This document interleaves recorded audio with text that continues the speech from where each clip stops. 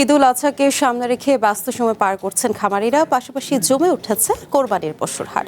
এ নিয়ে আরো জানাতে চাঁপাইনবাবগঞ্জ থেকে আমাদের সঙ্গে যুক্ত হচ্ছেন তারেক রহমান এবং নোয়াখালী থেকে যুক্ত হচ্ছেন সুমন ভৌমিক। প্রথমেই যাচ্ছি চাঁপাইনবাবগঞ্জে তারেকের কাছে। তারেক, প্রথমেই জানতে চাই যে খামারগুলোতে কেমন গরু দেখছেন, এছাড়া খামারিরা গরুর দাম কেমন আশা করছে, বিষয়টিও যদি জানাতেন। ধন্যবাদ বিলাসী আপনাকে। আমরা সকাল থেকে চাঁপাইনবাবগঞ্জের বিভিন্ন খামারি এবং পশুর খবরাখবর জানাচ্ছিলাম। আমি এই মুহূর্তে আছি সদর উপজেলার একটি গরুর খামারে। এখানে আমরা এসে দেখেছি যে তারা কিন্তু 5 থেকে 6 মাস যাবত এই যে সামনে ঈদুল আজহা, এই ঈদুল আজহাকে কেন্দ্র করে তারা গরু লালন পালন করে আসছে। এবছর তারা যে বিষয়টি জানাচ্ছেন, এবছর গোখাদ্যের দাম অতিরিক্ত বেশি হয়, তারা একটু ঝামেলার মধ্যে পড়েছে। তারা গোখাদ্য বাজার মনিটরিং করার জন্য দাবি জানিয়েছেন এবং গরুর দামও তারা ভালো পাচ্ছেন বলে আমাদেরকে জানিয়েছেন। এছাড়া কয়েকদিন ধরেই কিন্তু চাঁপাইনবাবগঞ্জে যে গরুগুলো উদ্বৃত্ত রয়েছে, সে গরুগুলো কিন্তু বাংলাদেশের বাজারে চলে যাচ্ছে, পাঠানো হচ্ছে বিভিন্ন মাধ্যম দিয়ে। আমরা একটু সংযুক্ত করতে চাই চাঁপাইনবাবগঞ্জ জেলা ডেইরি অ্যাসোসিয়েশনের সভাপতি জনাব মুনজির আলম মানিককে। তার কাছ থেকে আমরা জানতে চাইব যে আপনি বলবেন এবছর আপনাদের গরুর লালন পালন করতে গিয়ে কি পরিমাণ খরচ হচ্ছে এবং গরুর দাম আপনারা কেমন পাচ্ছেন, আমাদেরকে যদি একটু জানান।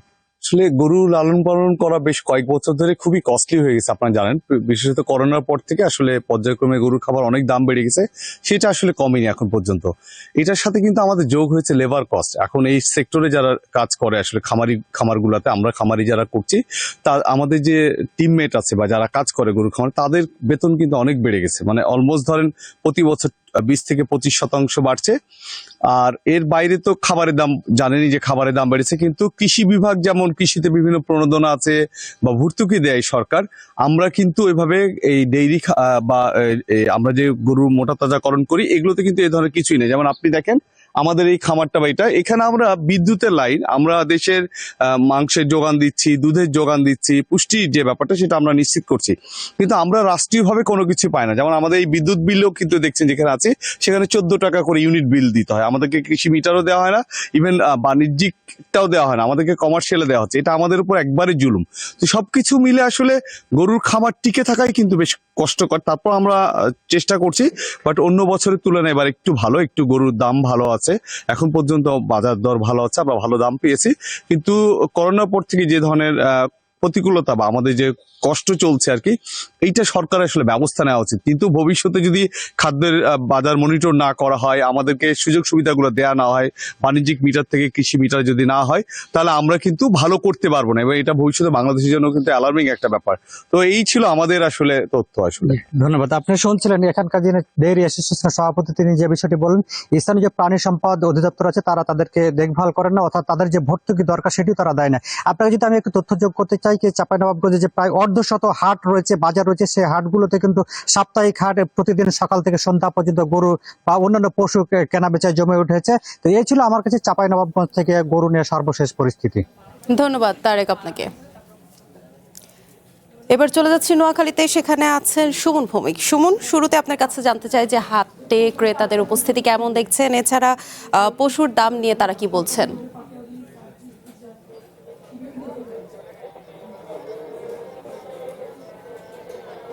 বিলাসে আসলে ঈদুল আজহা উপলক্ষে যে স্থায়ী এবং অস্থায়ী যেসব বাজার রয়েছে সবগুলো জমতে শুরু করেছে। আমরা বর্তমানে যে বাজারটিতে রয়েছে এটা নোয়াখালী পৌরসভার দত্তরহাট বাজার, এটি সবচেয়ে বড় বাজার। আজকে প্রথম দিনে মূলত ঈদুল আজহাকে উপলক্ষ করে এখানে পশুর হাট বসেছে।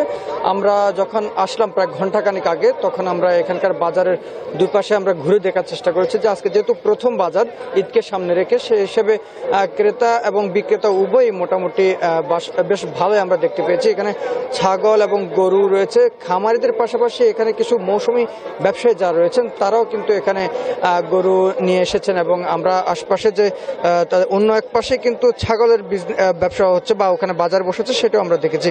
আমরা ক্রেতাদের সঙ্গে কথা বলেছি যে তারা বলছে যে তুলনামূলক বিগত সময়ের চেয়ে কিন্তু এবছর দাম অনেকটাই কম বলা চলে। আবার যারা ছাগল বিক্রেতা রয়েছেন এবং ক্রেতা রয়েছেন সেখানকার তারা আমাদেরকে জানিয়েছে যে ছাগলের দামটা একটু বেশি বলে অনেকে আমাদেরকে বলেছে। আমরা যারা এখানকার ইজারাদার রয়েছে আমরা তাদের সঙ্গে কথা বলেছি। তারা বলছে যে আজকে যেহেতু প্রথম দিন এই বাজার, ঈদকে সামনে রেখে, যদিও এটা স্থায়ী বাজার, তবে ঈদকে কেন্দ্র করে আজকে প্রথম বাজার, ফলে হচ্ছে তুলনামূলক কিছুটা কম এসেছে। তবে আগামী সোমবার যে বাজারটি থাকবে সে বাজারে অনেক বেশি আসবে এরকমটা প্রত্যাশা করছি। আমরা চেষ্টা করব এখানকার যিনি ইজারাদারের সঙ্গে যারা যুক্ত রয়েছে তার সঙ্গে আমরা কথা বলার চেষ্টা করব, তিনি আমাদেরকে জানাবেন। আমরা তার সঙ্গে কথা আজকে কেমন গরু এবং ছাগল উঠেছে এবং যারা ক্রেতা রয়েছেন সে ক্রেতারা আসলে কি বলছেন, একের সঙ্গে আপনাদের টার্গেট কি, কতটুকু বিক্রি করা যাবে আজকে?